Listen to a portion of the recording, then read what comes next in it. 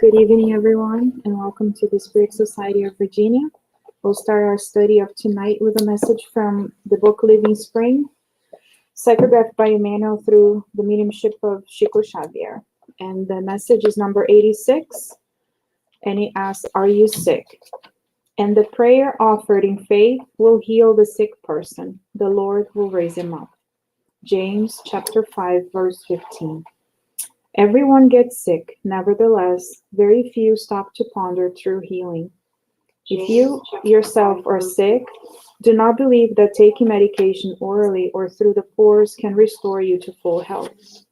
A pill may help, and an injection may make you feel better, but never forget that real sickness proceeds from the soul. The mind is a creative source. Little by little, life molds around you what you desire. Of what use is external medication if you continue to be unhappy, discouraged, or rebellious? Perhaps you have asked human doctors or spiritual benefactors to help you, but at the very first sign of improvement, you abandon the medication or wholesome counsel and return to the very same abuses that caused your infirmity in the first place. How can you hope to regenerate your health if you spend all your time being angry or discouraged? Occasional indignation, when just and constructive for the general interest, is always a good thing, as long as we use it in the service of spiritual growth. However, daily indignation directed at everyone, everything, and even ourselves is a pernicious habit that brings unforeseen consequences. Discouragement is like an anesthetic that benumbs and destroys. And what about slander or idleness when you spend your precious time on fruitless conversation, thus draining your energies? What miraculous genie can give you organic balance if you do not know how to remain silent or forgive, if you do not help others and try to understand them, if you do not humble yourself before the higher designs, or if you do not seek to live in harmony with others? No matter how quickly help from the earthly or spirit plane may rush to your side, you continue to waste your energies and become a thoughtless victim of indirect suicide. Therefore, if you are sick, my friend, learning to pray and understand, helping others, and preparing your heart for the great change is more important than any medication. Rid yourself of the transitory things that the divine power has loaned you in accordance with the law of usage. And remember that sooner or later, you will return to the greater life, where we always face our own conscience. Avoid being mean. Enrich your own qualities of personal sympathy by practicing fraternal love. Seek intimacy with wisdom by means of study and meditation. Do not stain your pathway. Serve always. Work to promote the good. Hold loyally to the higher ideal that illuminates your heart, and remain convinced that if you cultivate the prayer of a living faith at every step, either here or in the beyond, the Lord will raise you up. Thank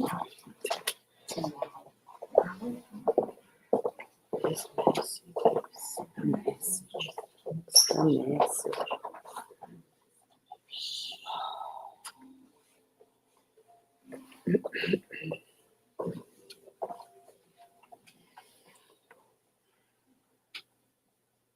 Dear Mother, Father God,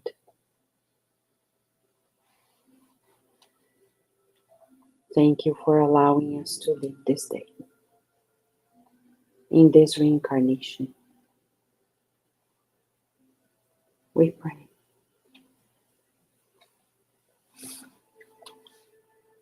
that we really absorb the message that you have brought to us.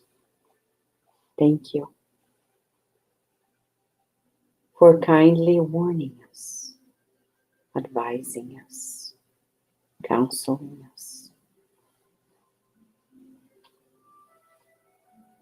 In our humanity, we feel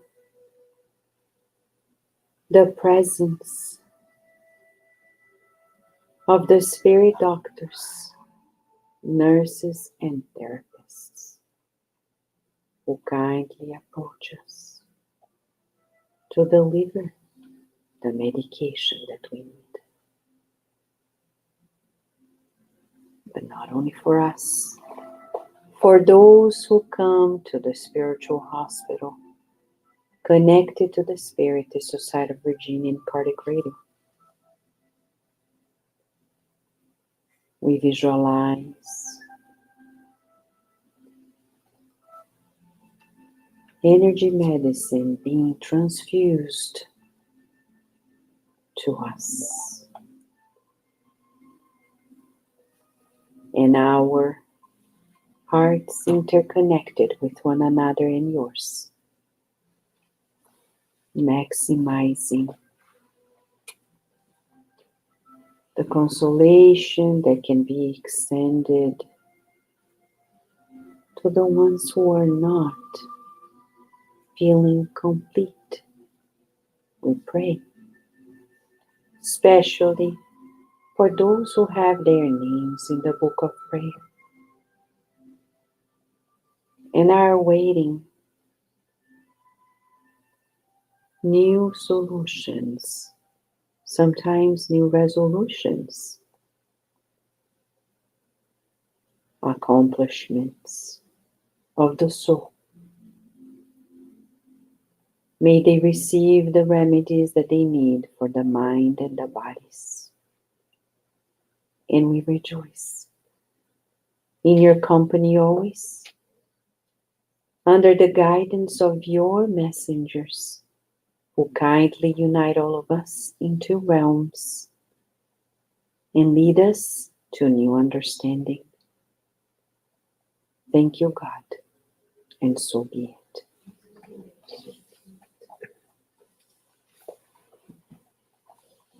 Okay.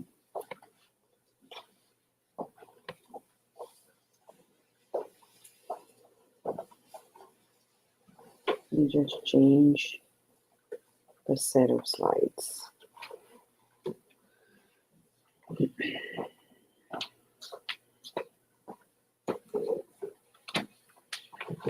Hold on. Here we are. Right? Yes. We are marching to a new chapter of the book, Life with Sex. And today's chapter 14. So, 26 chapters? Why 26? I don't know. You know, this is one of the things. It's not by chance, because science is precise. When they write 26 chapters, it's a sign they are not wasting our time to make it beautiful, round numbers in terms of chapters. They don't have less than we need, neither more than we need. They have precisely what can be done. 26, 13 chapters have been covered. Now we march towards 14. This book is about family. We learn the family is a school. We're being asked to be students in the school and to know where we are in the school of family, because we all have families. And it's about being the child of our parents and the parents of our children. So it's both ways. This first part of the book was all about the foundation. How do we begin dating and marriage and divorce and the problems, solutions? So it's so beautiful because it shows solutions. Starting now, the second half of the book is very different in the sense that it's going to talk about specific issues in our society that pertain to sex and family. Today, it's about attachments. In relationships, we need to connect. Science proves to us that we have everything we need physiologically to connect with people. When we don't feel like connecting, we need to seek a doctor, a therapist, to recalibrate ourselves, because that's a sign we are not doing well. Because we're made to connect. When you see a beautiful little dog that comes and wants to connect, that's health. A dog that doesn't do that, it's not healthy. A person that is not driven to connect is not healthy. A person that withdraws, that isolates, that stays away, is a sign that this person is not well. Because Jesus gave us the model. He was the bridge, the connector. He was connected with us. And talking about connection, this chapter 14 is about attachments, bonds. And Emmanuel begins by talking about it, but we needed to see what it is. It means relationships between people or groups based on shared feelings, interests, or experiences. If we see in the Spirit's book, and hold on because I'm picking up the book. It's behind. It's for Sunday, right? So let's see. Question 100 onwards. It's about we progress, the order of spirits, the hierarchy of spirits. And Kardec talks about the fact that we have 3 orders: imperfect spirits, good spirits, pure spirits. The imperfect spirits, predominance of matter over spirit. So they look at you and they say, like you, don't like you. That's an imperfect spirit. Okay? As simple as this. It shows our inferiority. When I see people saying, when you see beautiful pictures or true stories of couples who aged together and love each other dearly in spite of their aging physical bodies, I see people who say, I doubt it, because they are so inferior. A propensity to wrongfulness. So people who are like this, they tend to make mistakes. And full of ignorance, so lack of knowledge. When we talk about ignorance, we're talking about lack of knowledge, pride, selfishness, and all the bad passions that result from them. They have an intuition of God, but they do not understand God. They are not all completely bad, however. Some are more frivolous, others mischievous. So when we see people who are sarcastic, imperfect spirits, okay? Mischievous, who like to prank, it's all about misbehaviors, bullying. It shows the level where we are. Unfortunately, on earth, we are in this group. At least I am, I know. I may not be mischievous in this way, but we have other things. They can ally intelligence with wickedness. It's interesting because the other day, I won't say names, and I prefer not to say names, but the other day somebody said, oh, it's going to be this person's birthday, and she wants to go and watch Wicked at Kennedy Center. I mean, on your birthday? On your birthday. You want to watch Wicked. I mean, you were wicked. Because it can't be normal, right? It can't be. But it is normal on earth. It is normal on earth. But in the hierarchy of spirits, it shows if on your birthday you want to watch this. Very gloomy, very dark. Why, right? We need to talk about these things, our choices. They ally intelligence with wickedness or malice, but regardless of their intellectual development, their ideas lack elevation. Their sentiments are more or less contemptible. Okay, fine. Let's see who are, they show the classes of spirits. We can learn through it. And then the good spirits. Predominance of spirit over matter. Kardec says this, right?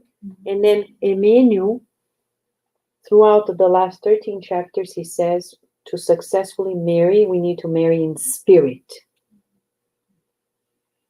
The beginning we saw, it's always beautiful. Let's wait 10 years. And then we're going to talk again. Hopefully, we're going to marry in spirit and overcome everything. They desire to do the good. We already desire it, but how often? These spirits' qualities and ability to do good are in proportion to the degree of advancement they have reached. Some possess scientific knowledge, while others display wisdom and benevolence. The more highly evolved ones combine knowledge with moral qualities. So it's interesting because they're going to talk about the categories. It's very beautiful to see. The benevolent spirits, the learned spirits, wise spirits, high order spirits. It's important for us to read, to see where we're going to get. It's like children. They go to school and they know the next step, the next step. They are motivated. That's why Kardec published this. If daily we read this, we're going to be motivated, encouraged to go further. And finally, the pure spirits. Who are they? No influence from matter. For example, Chico Xavier certainly was a good spirit. I cannot say if he was pure or not, but I know he loved the world, but he loved Brazil in particular. He cheered for Brazil at World Cups like crazy. And he ate meat.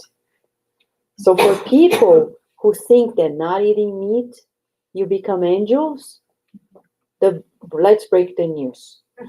Jesus ate lamb, which is meat. And Chico did too. And Divaldo does too.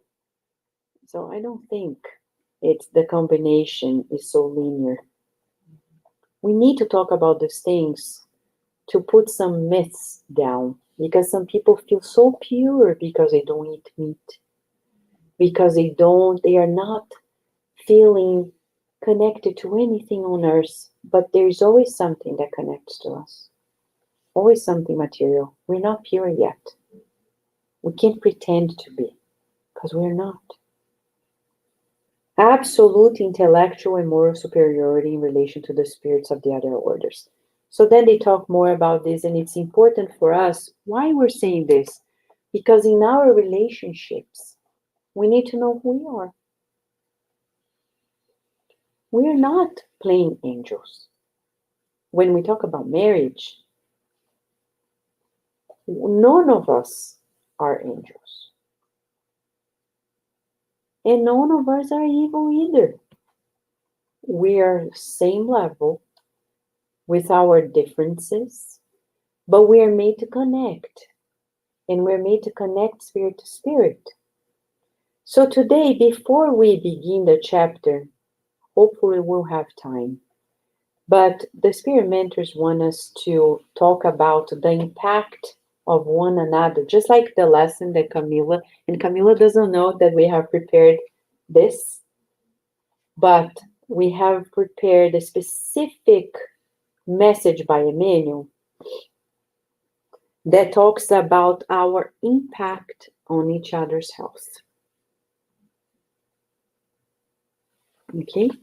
It's from a book that is not translated yet, and this is the sentence that Emmanuel brings to us. Actually, André Luiz. We are integral part of each other's pharmacy. What does that mean? What does that mean? Did you know you have a pharmacy at home? But it's talking about inside of us. We have an inner pharmacy. First of all, did we know we have an inner pharmacy? Remedies within ourselves? If you could look at your inner pharmacy, what kind of remedies do you think you have inside? Hopefully loving one. Yeah. What are the kinds? Can you name them? Can we name them? Yes. Probably digestion. Patience. Oh, okay. I was thinking more along digestion of food. Yeah, no, it's the inner pharmacy. Oh, the inner pharmacy. Yeah, it's the mental pharmacy. It's the inner. Humility. Okay. Understanding. Kindness. Uh-huh.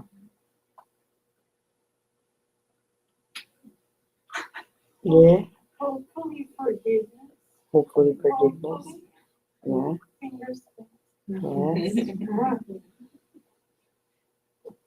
Emmanuel, André Luis, right after he says this, affirming that not only we have our inner pharmacy, but we are part of each other's. And he emphasizes by using the word integral, meaning we are really interconnected in such a way that we have remedies that can benefit the other and vice versa.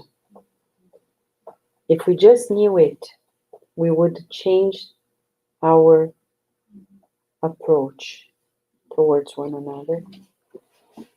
Right? You have a question? Doesn't that work on the physical side also?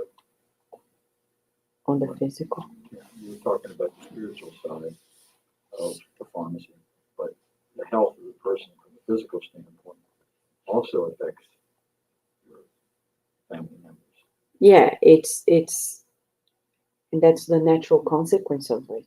The spiritual, the emotional, and then the physical, right?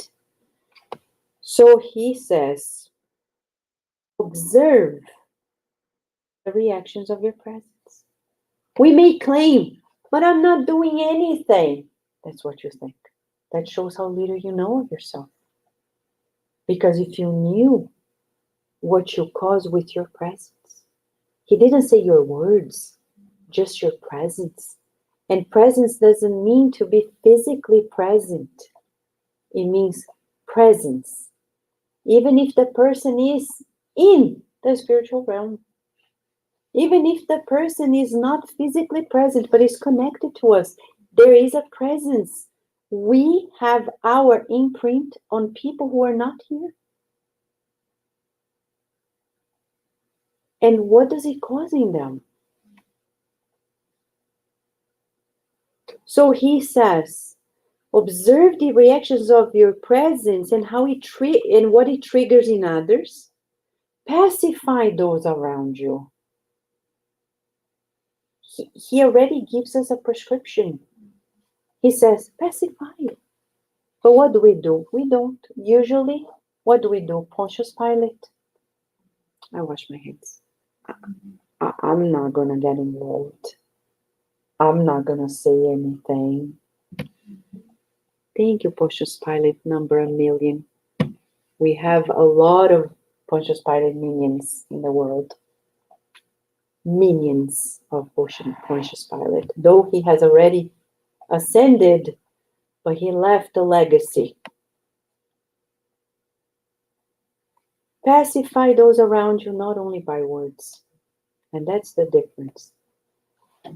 By your appearance. And appearance here, if we look at the neuroscience of emotional body language, it's about emotional body language. But I didn't say anything but our facial expression, our posture, our gesture, our tone of voice, and our silence. Our silence really speaks volume.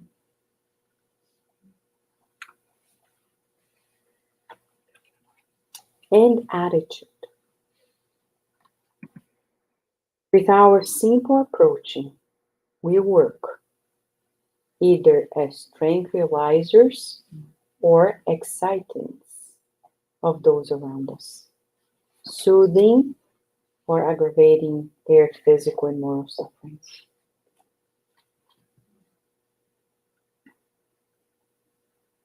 Why we're saying this? Because you see in this chapter it's about parents and children. Usually, parents feel this way. They owe me. It's so funny that parents feel that their children owe them something. Spiritism says the reverse. We always owe to our children. No exception. We owe to our children.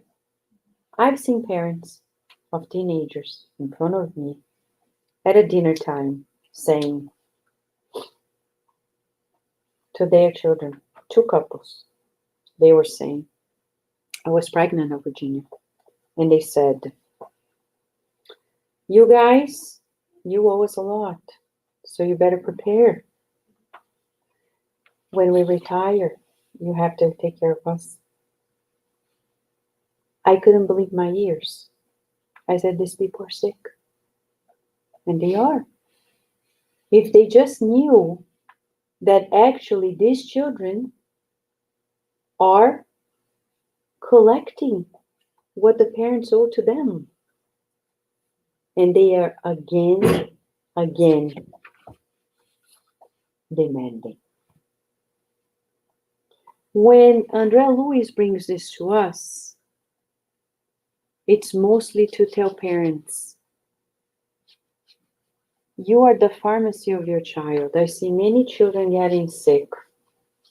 Often we're going to see the ailments created by the very parents. There was a time, it was in a psychography by Alzira Bessa, who is the great grandniece of Professor Lipes Varsanufo.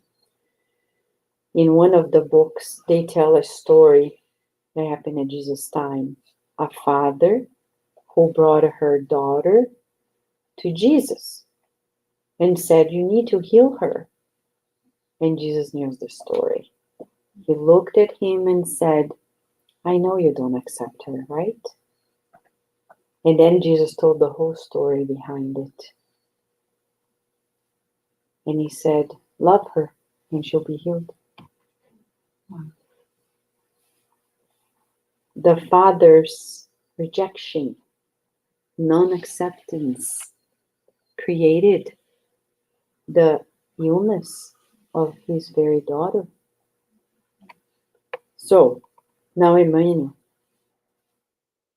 when he begins this chapter about attachments, he goes back to the Gospel according to Spiritism, chapter 14, item 8. Chapter 14 is all about family, and item 9 has a whole thesis for parents, ways of parenting.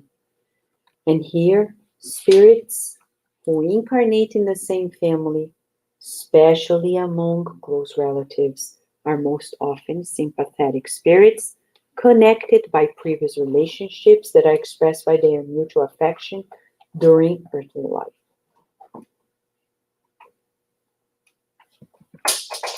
And Emmanuel says, this is the beginning of the chapter, okay?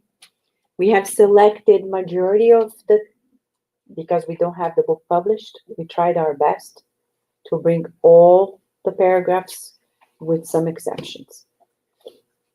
Studies and research are multiplying in the domains of psychology regarding the complexities of the children's world, and the examination of attachments stand out.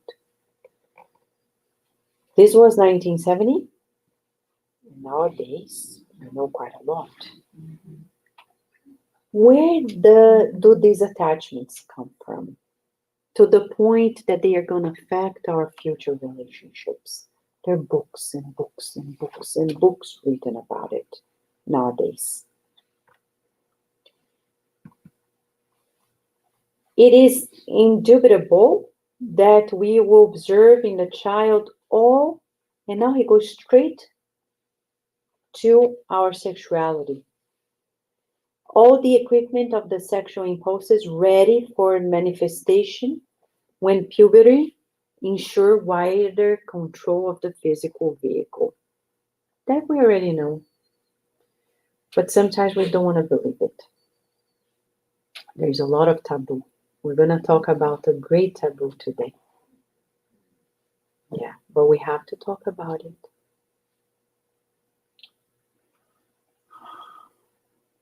When we hear the expression, mama's boy, daddy's girl, there is a reason where it comes from. It's important to understand the spirit of the child in front of us as an immortal being. To love it, respecting the child, but unconditionally loving the spirit. With these impulses, behold from the spirit the inclinations towards greater or lesser connection with this or that family member. So it's natural that because of those sexual impulses of the past, we'll be more connected to this or to that. However, the affective game, as a rule, unfolds more intensively between the child and her parents, recognizing each other later on if the ties of past existences are more tightly interwoven with the father or mother. So there will be a time that naturally we'll see this child gravitating to this mother, to this father. Why? Of course, because of previous life experiences. So if I see somebody gravitating to this and I'm out, what should I feel? Left out? That's an inferior spirit's feeling. Oh, I'm out of this. A person who gets the understanding will say, I'm going to work on this relationship, so next we'll be connected. What is it? Cultivation of relationships. We need to master it. That's why we reincarnate time and again to master relationships. We need to tell our children, you were born to learn to be in relationships with your friends in school, with your parents, with everyone you encounter, without hidden agenda. I knew a guy who became a spiritist. He started dating a girl, got married. Together they did great things in spiritism. Till they divorced. And then he no longer wanted to do anything. What is that? A hidden agenda. I'll do things with you because you're with me. But if you're not, I won't. See? That's not a spiritist. We need to ask ourselves, are we doing this with a hidden agenda? So he calls it affective game. I won't mention the World Cup today.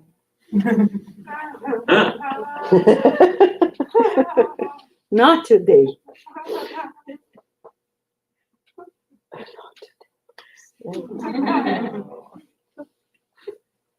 This game is even harder.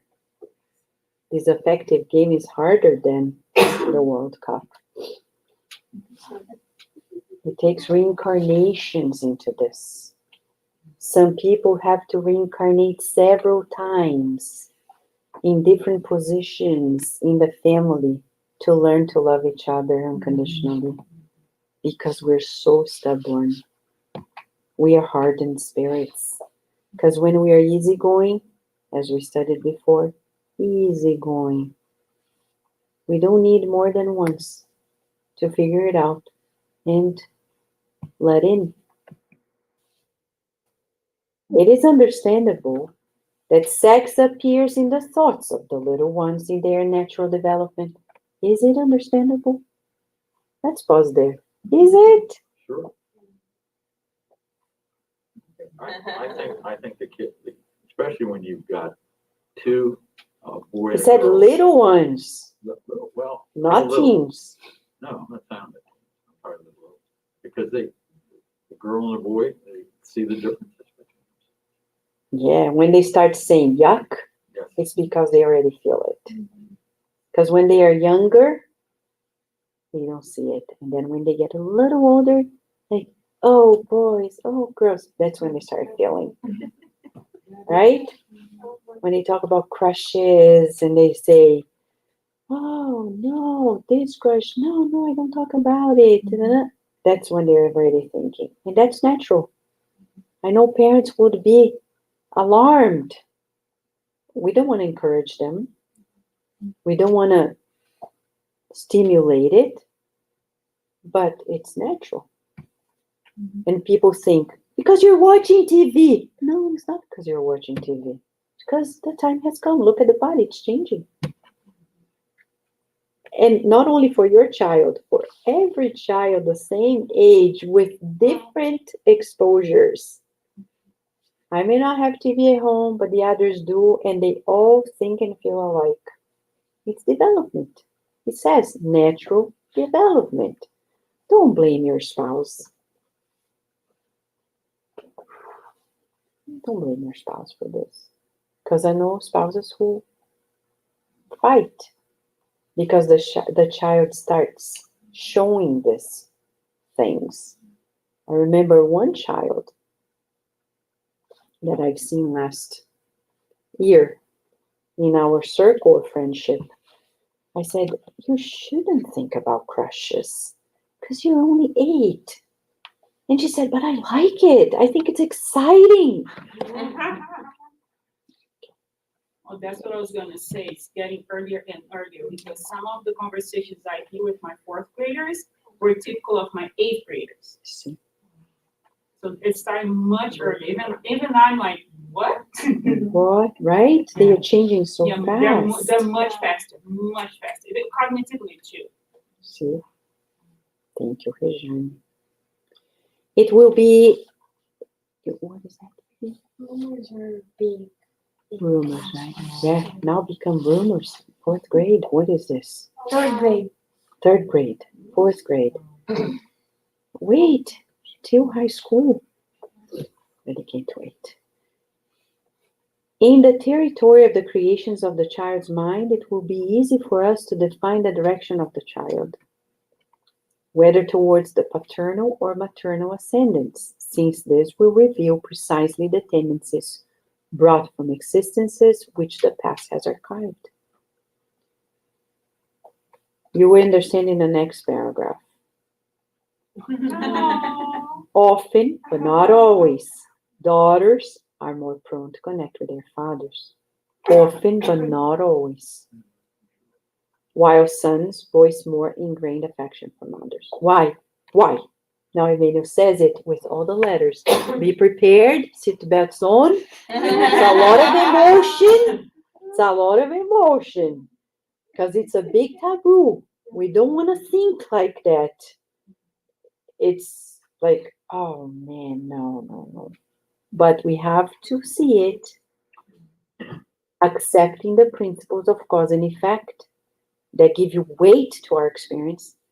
Do we by chance not know that the sexual instincts have guided us in the pilgrimage from millennia to millennia in the animal kingdom, building the reason that today crowns us with intelligence? Okay, pause. There's going to be a greater explanation. Wait. We brought Newton's third law because he's talking about cause and effect, and we need to recall that in this law of life, when we do something naturally, something is going to come back.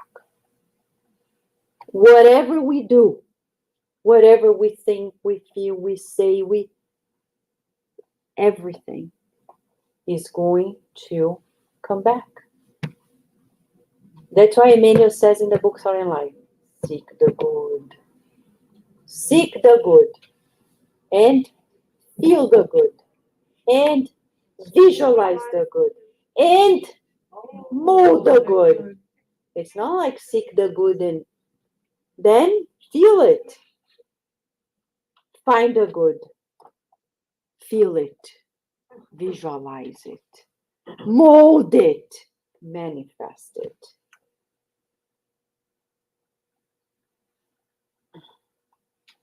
I couldn't understand this law when I was in high school. Or I don't remember if it was high school or middle school when the teacher just presented it.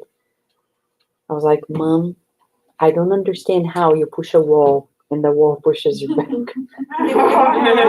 That technically makes sense a little bit to me. Does it make sense to you? Kind of. Kind of like how, right? How does Like you it? push it and it stays. Yeah, but it pushes you back. What if you push the spring? Does it stay there? No. That's why we use seat belts, right? Oh yeah, the slinky. You push it down and it jumps up. Exactly. So it's important for us to know that this is the nature of things. If I decide to speak ill of someone, this action is going to bring a reaction onto us. So watch out. You better watch out. You better not cry. We're almost at Christmas time. Watch out. Not crying, because it's going to come back. And that's what he says. We don't want to talk about it, but Emmanuel talks about it. And that's why we love Spiritism. Let us remember the nature of polygamous relationships that we come from in the past. Do we? Do you see yourself polygamous at all? You don't need to say to me, but let's think for ourselves. Me, polygamous. This week, a guy in the US was just arrested, Oh, yeah. right? Because he was found with 20 Yeah. wives. Oh, yeah. A majority of them minors. 20 wives. Where was it again? Arizona? What? Somewhere in Arizona. Yeah. But then we look at him. Today somebody told me, but that guy is already on his 6th wife. I said, okay, who are you? Moses. Who are you, Moses? Who are you, right? To judge people. He said, oh, I have the same wife. Okay, and it makes you better? Like you're truly monogamous? There are many people who are married. And yet, they cheat. If they don't cheat physically, they cheat their thoughts. And they are watching things. Are we really monogamous? How can we prove it? It's still rare on earth. Let us remember the nature of polygamous relationships that we come from in the past, and we will understand. It's absolutely natural. Listen to what he says. Absolutely natural to understand the complexes of the child's personality. This occurs because we inherit spiritually from ourselves through the roots of physical rebirth, finding mathematically in the positions of sons and daughters those same companions of sentimental experience with whom we have accounts to settle. How many marriages fall apart because a child is born? And then the bond between this child and the mother is so strong that it's impossible for the father to stay in. Impossible. I will never forget this girl from Baltimore. She had a girl. When I met them, they were 4. She was 4. The couple was apparently so connected to one another. Till one day, she got pregnant again. It was a baby boy. And then one day, I'm home. It's more than 8 p.m. At a time when people knocked at the doors, and it wasn't the past century, it was already the 21st century. But you see how we're progressing fast on Earth? Because back then, I didn't have cell phones, they didn't have cell phones. Beginning of the 21st century, okay? Which is only 20 some years, right? It's not like 100 years ago. She knocked on my door. I'm like, what is this? 8 months pregnant. Crying. And she says, he left us. What? I spiritist. The whole family. I said, what? He left you? Yeah. He found somebody else. And he doesn't care that the baby's coming. He left. He left. And I said, no, pinch me. I cannot believe it. I didn't see that coming.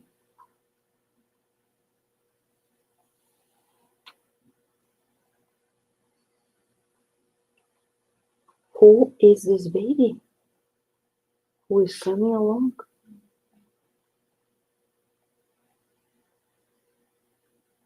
So, our sons and daughters are the same companions of sentimental experience with whom we have accounts to settle.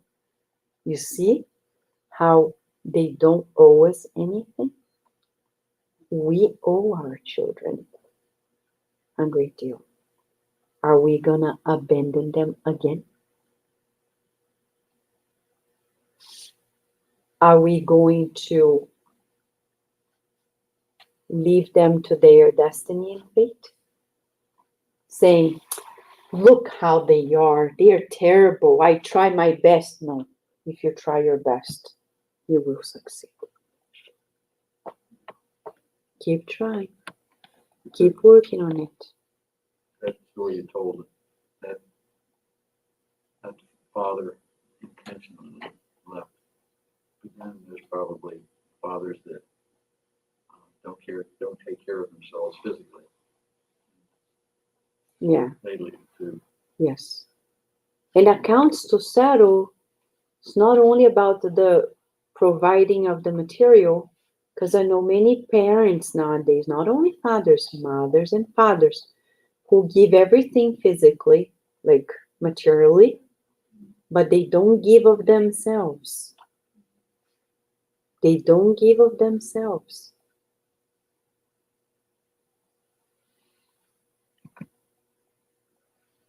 Aware of a similar reality, we are logically driven to conclude that the child's ties, in one way or another, in any aspect of progress, call for measures and foresight, which we will summarize in just a single word: education. But what is education? Go to the Spirit book again. 685, which is the law of work. It's the last question of the law of work. And it's right there. We can't reach education without work. It's not easy. And he says, Kardec says, and for those who dream of retiring, that's the question about retirement, okay? 685. All right. Kardec says, yeah, let's name the question, retirement question. Read it, and it's long, huh? It finishes with education, so it looks like there's no retirement. There's no retirement, that's the end of it. He says, there is an element that has not been sufficiently pondered, but without which economic science is nothing more than theory: education. Not intellectual education, but moral education. Not moral education through books, but moral education that consists in the art of forming character, moral education that creates habits, because education is the sum of acquired habits. So Emmanuel is saying to us, we need to acquire new habits. But how we are going to acquire new habits if we are reactive? Because in relationships, if I look at this child, and this child is not much into me, if I react and say, oh, well, then I'm out, this child prefers that person, I'm failing. As a teacher, as a parent, as a grandparent, I know grandparents were like this, right? Oh, They don't hug me, they don't this. Well, but what have you done? Because if you're nice, they will kiss you. They will be, treating you like a queen, right? definitely, because they, those two, they just love their grandmother. And I have to do exactly what you're talking about. I have to play myself. Right? But you work yourself into that. Yeah. It takes time, but It takes time.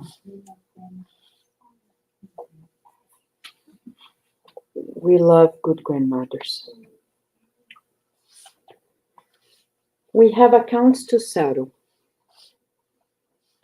And Emmanuel and Kardec are telling us that we need to be conscientious of how to create new habits.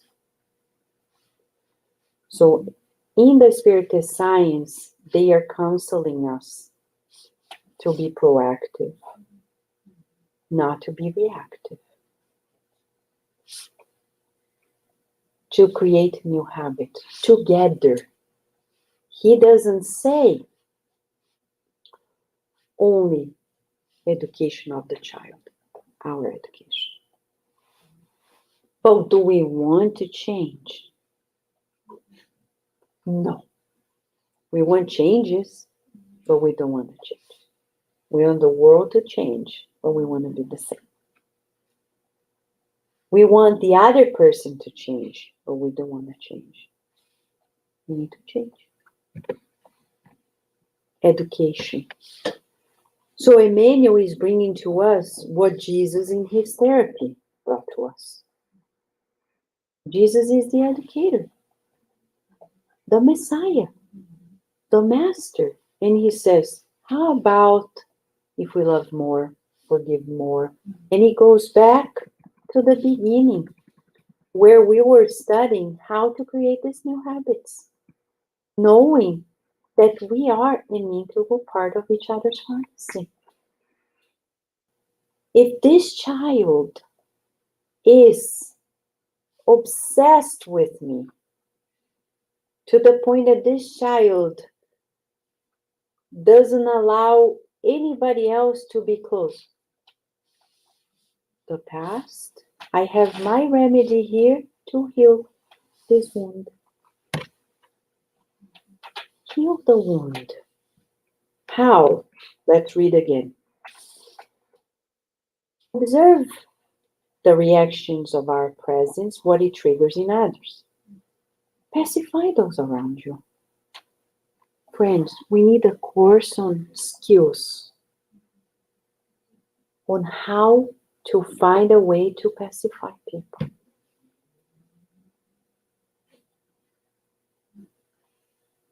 But not only with words, by appearance.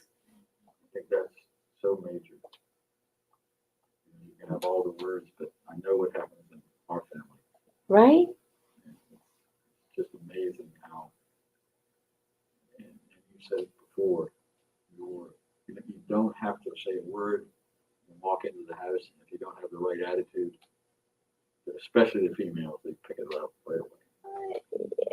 The women pick up because we're made Yeah. for this. Not because we want to be.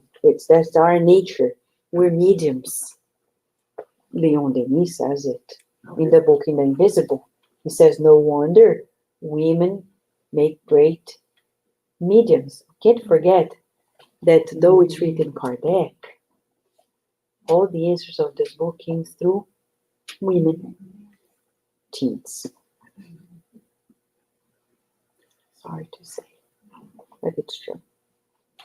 Why we're saying this? Because we're still living in a society that doesn't value it. We still underestimate. We still undervalue. We still want to smash women. In the world, that's how it is. Look, recently we were in DC and we saw, right, when we were doing the homeless service that day. Wasn't it that day, Carlos? The day we were in DC and there was a manifestation from Iran? Iran? Was it Iran or Iraq? Yeah. Iran? Because of a girl Oh, that was. who didn't, Oh, yes. Oh, yeah, the morality police got her. right? She died. Yeah, and then she died. So we're still living in that type of society. And it's not only there, it's here. And here, sometimes it's so concealed. But those who are women, they can see it because we feel it. We're not crazy. And we have to speak up. But we need to pacify people with our words, with our attitude.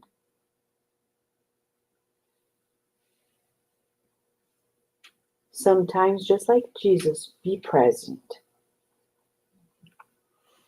Let's go back. Last week we mentioned it. Let's mention it again.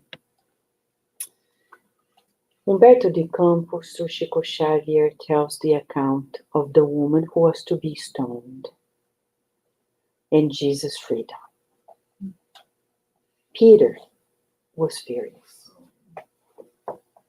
He was literally talking in Jesus' ears, madly saying, I can't believe it. You released a woman that is going to create problems in other families. And what did Jesus say? Pacifying with words. Peter, we don't know the whole story. And Peter continues relentlessly, upset that Jesus didn't crucify that woman. Till an older lady approaches and talks to Peter, saying, you want to know the truth? I can tell you. This woman is my niece. We came to the market. Her mother is sick. And we came here without resources to find something to help. But then this guy approached us and was harassing her. And she didn't give in. So he was upset. Sexual harassment. He was upset with her. Then he decided to slander her and told everybody that she was doing something that she didn't do. And then Peter turned his anger to this fictitious guy he doesn't know. He said, okay, where's this guy? Now I want to see who this guy is. I mean, this story could make such a beautiful Netflix episode, right? We should make it a Netflix episode. Maybe in the future you will, Virginia. Hopefully you and the group who is at the center. But imagine. And then he's like, where is it? She says, come with me. Come. And they walk towards this house. And she says, he's behind this door. Open this door. I want to see him. And he's ready to take action. But pause. Where's Jesus? When I read the story, I'm like, Jesus, where are you? You knew about it. Why didn't you just say? Because he's pacifying without words, with his presence. By staying there, he's keeping things chill. Right? Because it could be worse. So the woman says, here he is, opens the door. When Peter sees the guy, Peter is in shock. Why? Who is that guy who was sexually harassing the woman? His mother-in-law's adopted son who goes to his house every day.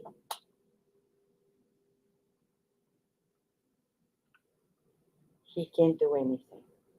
He's not going to get himself in trouble with his mother-in-law, right? Peter was smart. He was smart. You don't mess with your mother-in-law for sure. And then he's puzzled, ashamed, and angry, says Humberto de Campos.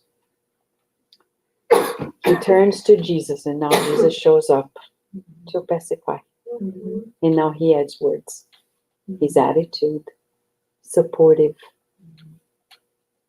there. He says, Master, what do I do? And then he holds Peter, walks with him and says, Peter, and then talks with him. Soothing and saying he has his pharmacy. He's not going to worsen Peter's weak points. He's going to say, Peter, it's okay. We make mistakes. That's why I told you. We don't know the truth. So, Andrea Louis says, with our simple approaching, Jesus, we work as tranquilizers or excitants of those around us, soothing or worsening their physical and moral suffering. This story represents the use of the inner pharmacy.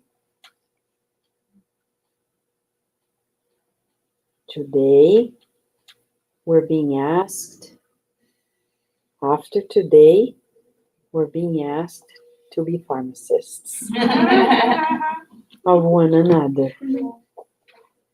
All right? And sometimes we will only understand what each other gives in the long run of life. Because not necessarily what we offer is easily degradable by the person who receives. Jesus' presence was very tranquilizing for some, but highly disturbing for others. Was it his fault?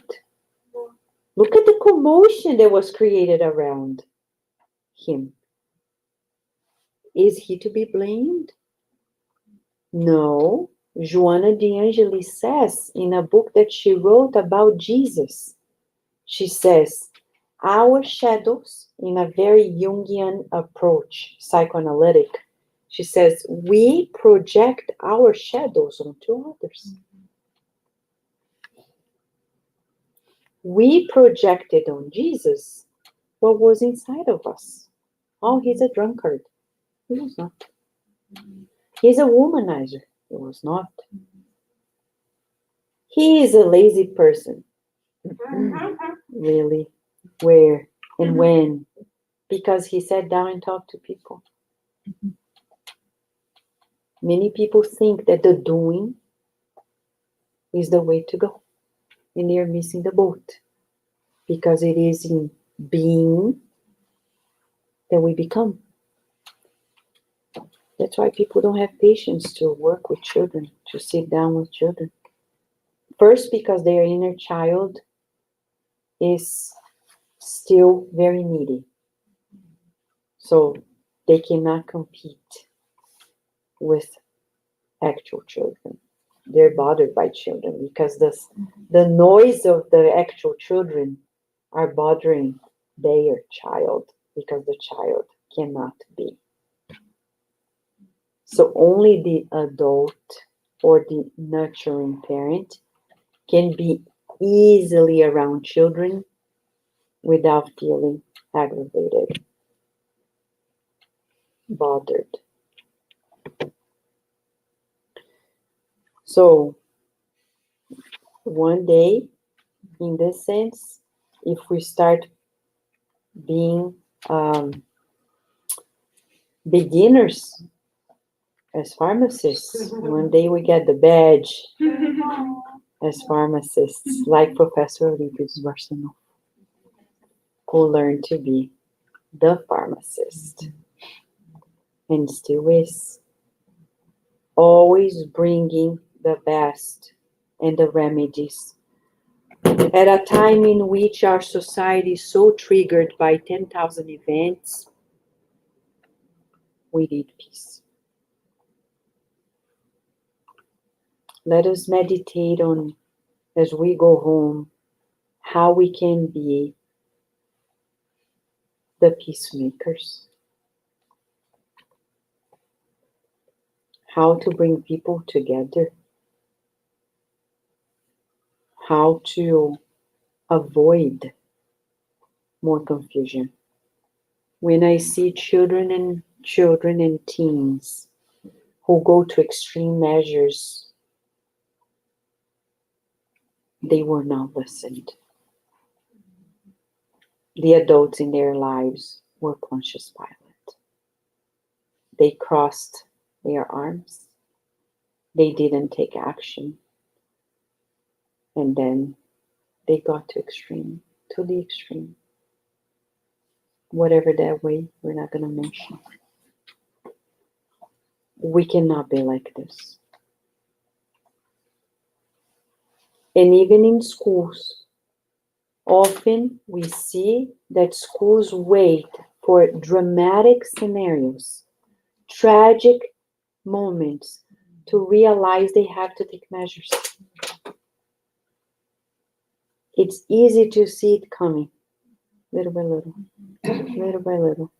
If the child there in kindergarten starts taking measures, when this child gets to 3rd grade, it's a different kid. But if you allow it, a monster is being built. And by high school, you have the bully that was created by him or herself with the support of our society.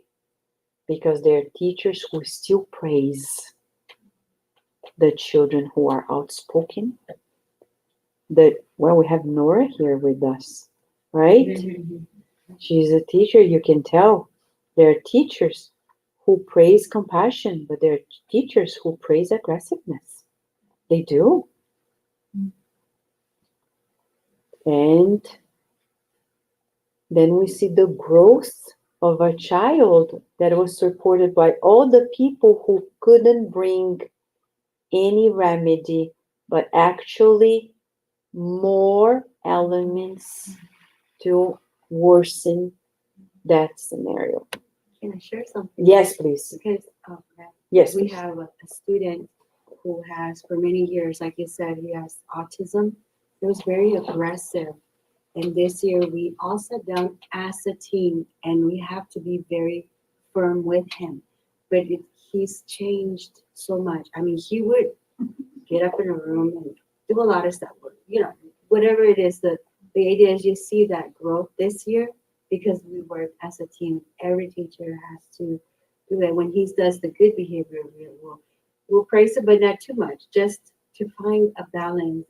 And those things, I think, come when you if you connect with the student and their energy, and it's a very powerful thing. But we think the last 6 years in school, everybody's just let him leave the classroom, let him throw his tantrums, let him run around. No, you have to contain the student in the room, help him sit with the other students, not separate him, integrate him into that.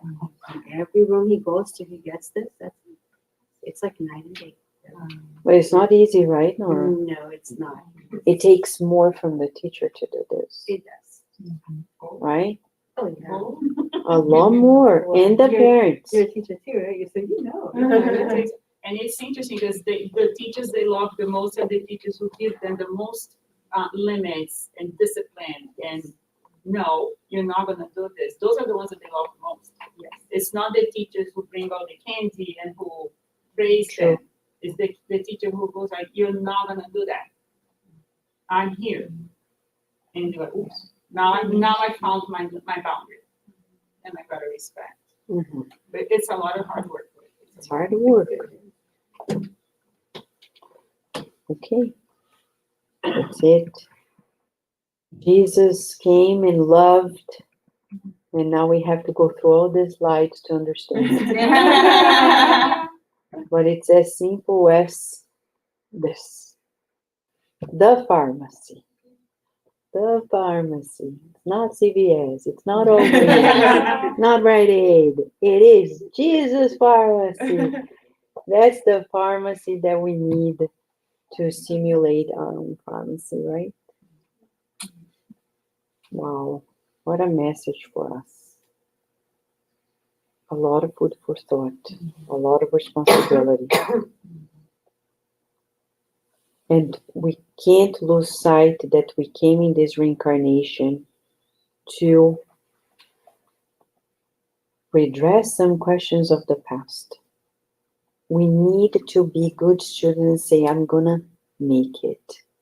I'm not a quitter. I'm not a coward. I'm not a loser. Because if I am, I decided to do so. Nobody pushed me to it.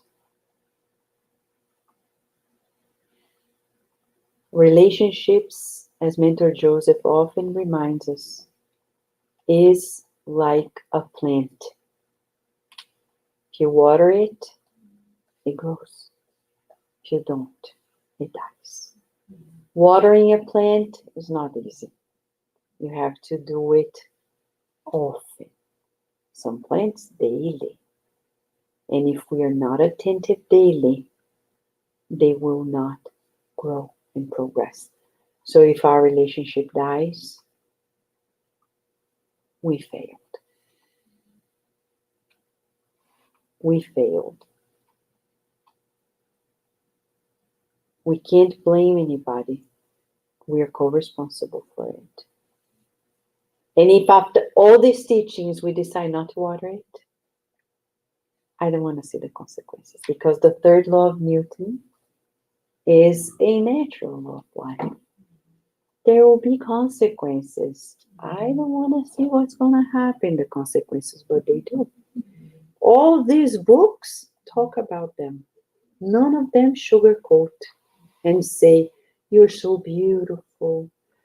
Tell yourself how beautiful you are. No, Spiritism says, yes, you're beautiful, but remember, others are beautiful too. And if you don't see it, it's because your beauty is not sprouting. Because when it is, you see beauty all around. Jesus is passing by, as the children are going to sing on Sunday. We'll see it. We have rehearsed already. So as Jesus is passing by, we're going to finalize with our passes and prayer. Okay. So we'll ask Daisy and Paloma to lead the passes and the prayer for us. Let us feel the presence of the Christ with us.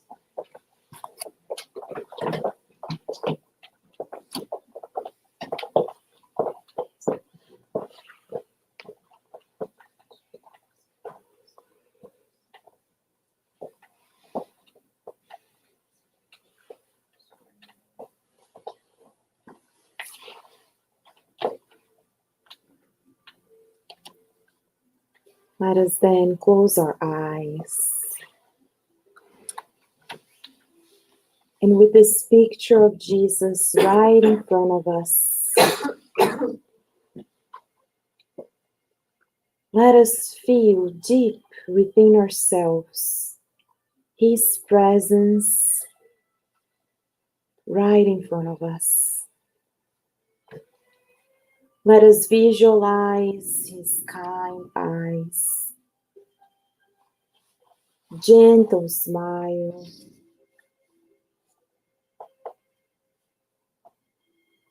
and let us visualize that Jesus has His open arms inviting us to a kind embrace. He has the governor of our planet, has our most beloved brother, friend, confidant, and the cheerleader in our lives. He radiates lights coming directly from his loving heart.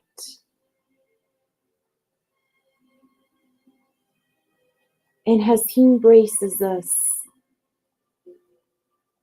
his light envelops our whole physical and spiritual bodies.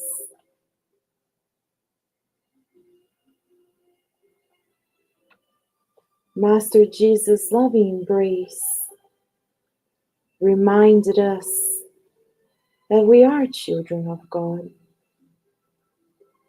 We are light ourselves. We are joy of living, because there's much to be joyful in this reincarnation. We are peace, and we are peacemakers.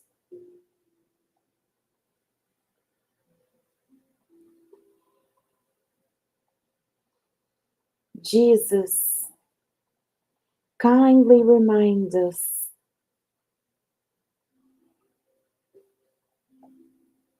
that we have this strength within ourselves, the remedies to let our own lights shine.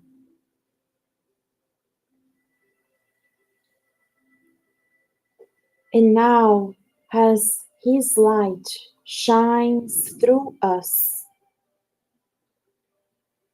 we visualize those in our lives who we are learning to pacify ourselves with. Parents, brothers and sisters, our children, loved ones, spouses,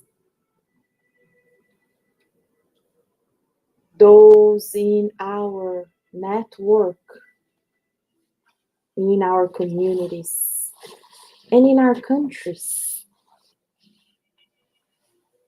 Let us visualize that this light that now comes from us envelops each and every one of them. And we visualize that Jesus Himself united us, holding our hands together and saying to all of us, you have the strength within yourselves to pacify, to bridge these relationships with love and kindness, understanding and forgiveness. You can do it because I am with you.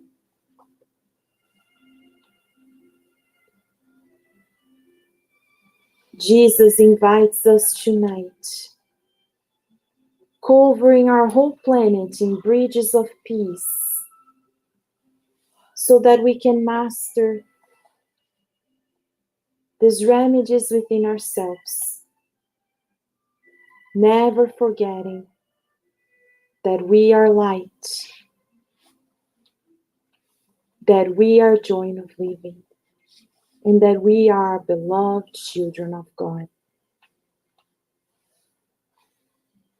With much gratitude in our hearts, we will now continue with our final prayer.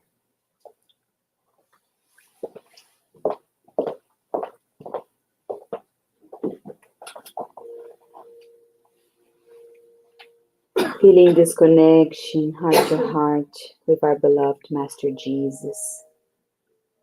As we receive showers of blessings from the on high,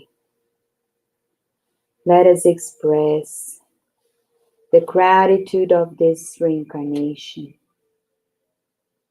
being allowed to be with our loved ones, allowed to deepen these relationships, amend issues from the past, but most importantly, being called to learn how to love. We thank you, Master Jesus, for being the best example for us, for expressing without any words everything that each one of us needs. We want to pray, Divine Master,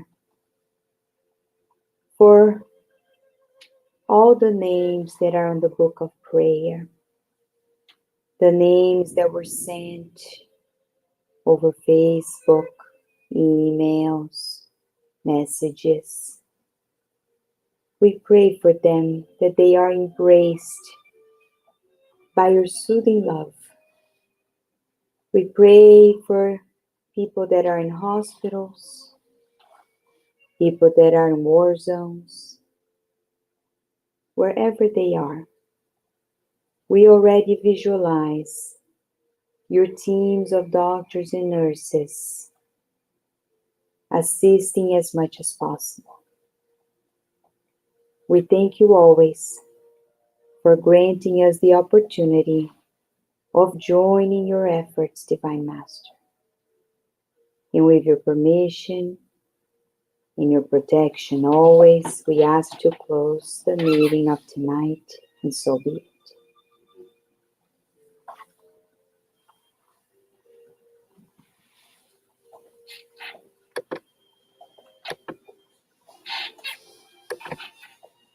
Dear friends from the internet, thank you very much, and we will see you next time.